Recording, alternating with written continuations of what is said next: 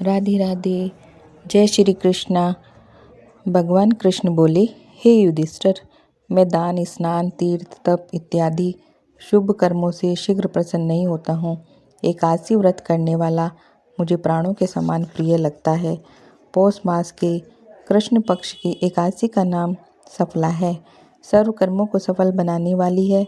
इसमें नारायण जी की पूजा होती है। ऋतु के अनुसार फल फूल धूप इत्यादि का पूजन करना चाहिए। महात्म की कथा भी कहता हूँ, प्रेम से सुनो। चंपावती नगरी में एक महिष्मान नामक राजा राज्य करता था। उसके 4 पुत्र थे। बड़े पुत्र का नाम लुम्पक था।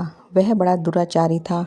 मांस, मदिरा, परस्त्री गमन, वेश्याओं का संग इत्यादि कुकर्मों से संपूर्ण था। पिता ने उसे अपने राज्य से निकाल दिया। वन में एक पीपल का वृक्ष था जो भगवान को भी प्रिय था। सर्व देवताओं का क्रीड़ा स्थल भी वही था।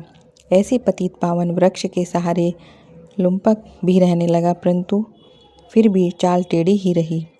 पिता के राज्य में चोरी करने चला जाता था। पुलिस पकड़कर छोड़ देती थी। एक दिन पौष मास की कृष्ण पक्ष दशमी को रात्रि को उसने लूटमार अत्याचार किया और पुलिस ने वस्त्र उतार कर वन को भेज दिया। बेचारा पीपल की शरण में आ गया।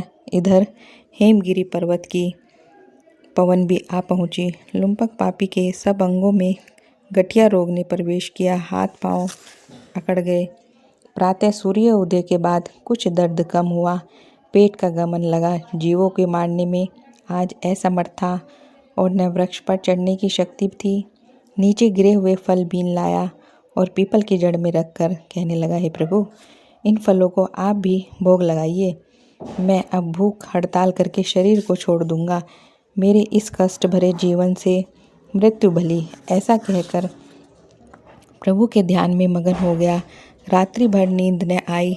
भजन कीर्तन प्रार्थना करता रहा, परंतु प्रभु ने उन फलों का भोग न लगाया। प्रातःकाल हुआ तो एक दिव्य अश्व आकाश से उतरकर उसके सामने प्रकट हुआ और आकाशवाणी द्वारा नारायण जी कहने लगे, तुमने अनजाने में सफला एकादशी का व्रत किया।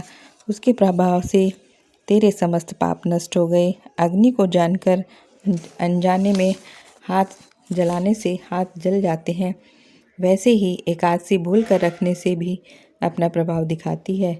अब तुम इस घोड़े पर सवार होकर पिता के पास जाओ, राज्य मिल जाएगा। सफला एकादशी सर्व कार्य सफल करने वाली है। प्रभु की आज्ञा से लुम्पक पिता के पास पहुंचा। पिता उसको राजगद्दी पर बिठाकर आप वन में तप करने के लिए चले गए। लुम्पक के राज्य में प्रजा सब एकादशी व्रत विधि सहित किया करती थी।